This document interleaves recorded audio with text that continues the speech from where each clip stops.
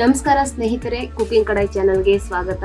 ಇವತ್ತಿನ ವಿಡಿಯೋದಲ್ಲಿ ನಾನು ಉದ್ದಿನ ವಡೆ ಹೇಗೆ ಮಾಡೋದು ಅಂತ ಹೇಳ್ಕೊಡ್ತೀನಿ. ನಾನಿಲ್ಲಿ 2 ಗ್ಲಾಸ್ ಉದ್ದಿನ ಬೇಳೆ ತಗೊಂಡು ನೆನೆಸಿಟ್ಕೊಂಡಿದ್ದೆ. ಇದನ್ನೊಂದು 2 ರಿಂದ 3 ಅವರ್ ನೆನೆಸ್ಕೊಂಡ್ರು ಸಾಕು. ಇಲ್ಲ ನಾವು ಓವರ್ ನೈಟ್ ನೆನೆಸ್ಕೊಳ್ತೀವಿ ಅಂದ್ರೂ ಆಗ್ಬೋದು. ಈ ಉದ್ದಿನ ವಡೆಗೆ ಇದ್ರ ಜೊತೆ ಏನೆಲ್ಲ ಹಾಕ್ಬಿಟ್ಟು ರುಬ್ಕೊಳ್ಬೇಕು ಅಂತ ತೋರಿಸ್ತೀನಿ. ನಾನಿಲ್ಲಿ ಹಸಿಮೆಣಸಿನ್ಕಾಯಿ ತಗೊಂಡಿದ್ದೀನಿ, ಒಂದು 3, ಸ್ವಲ್ಪ ಶುಂಠಿ ತಗೊಂಡಿದ್ದೀನಿ, ಸ್ವಲ್ಪ ಕೊತ್ತಂಬರಿ ಸೊಪ್ಪು ತಗೊಂಡಿದ್ದೀನಿ.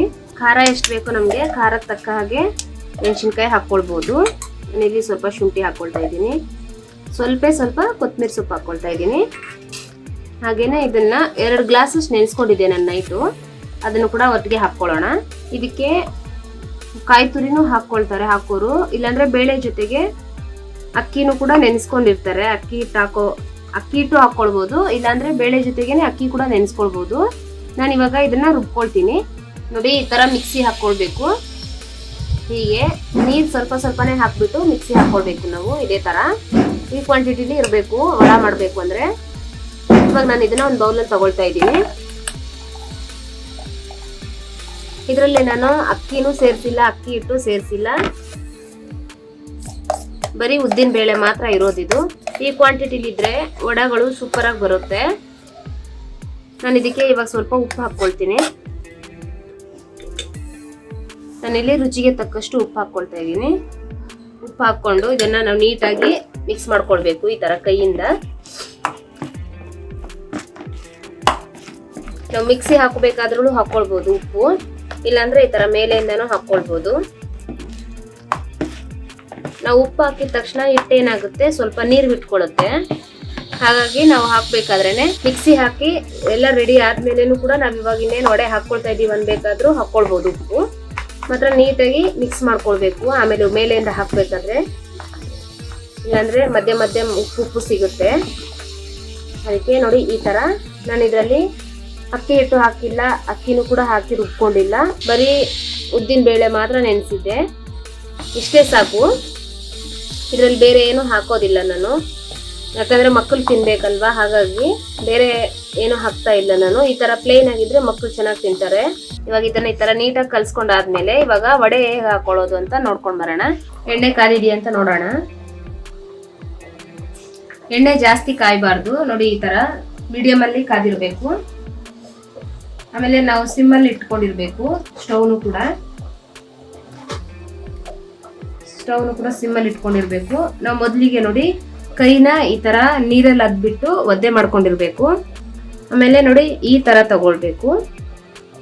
ಹೀಗೆ ತಗೊಂಡು ಈ ತರ ಮಧ್ಯದಲ್ಲಿ ಹೋಲ್ ಮಾಡ್ಬಿಟ್ಟು ಹೀಗೆ ಬಿಡ್ಬೇಕು ಲೈಟ್ ಆಗಿ.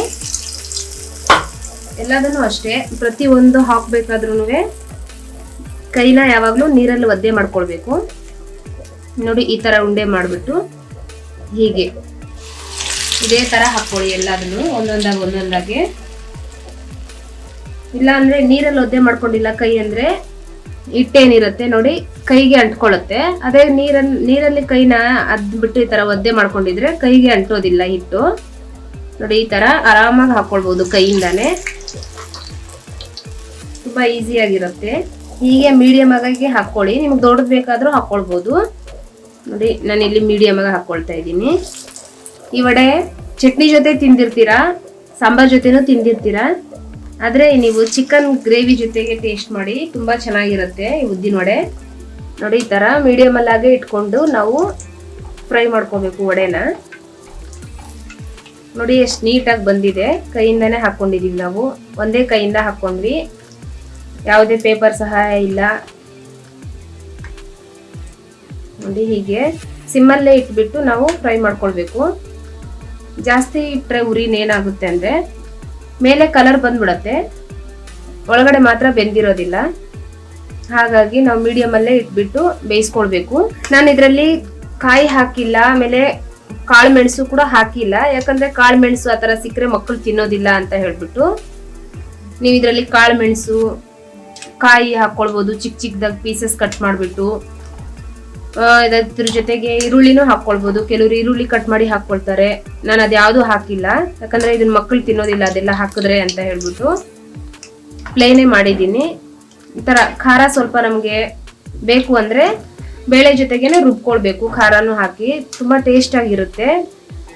ಇಲ್ಲ ಕೆಲವರು ಕಟ್ ಮಾಡಿ ಕೂಡ ಹಾಕೊಳ್ತಾರೆ ಖಾರ ಮೆಣಸಿನ್ಕಾಯಿನೂ ಕೂಡ.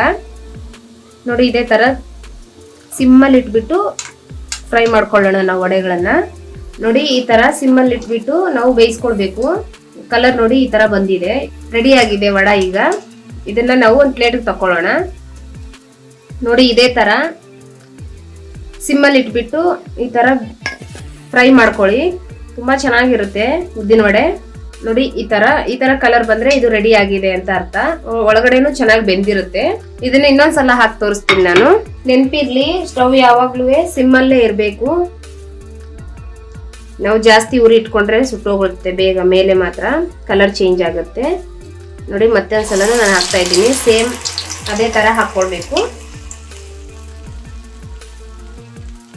ನೋಡಿ ಈ ತರ ಕೈಗೆ ಅಂಟೋದೇ ಇಲ್ಲ. ನಾವು ಕೈಗೆ ನೀರು ತಗೊಳ್ಬೇಕು, ಫಸ್ಟು ಕೈನ ಒದ್ದೆ ಮಾಡ್ಕೊಳ್ಬೇಕು ನೀರಲ್ಲಿ. ಈ ತರ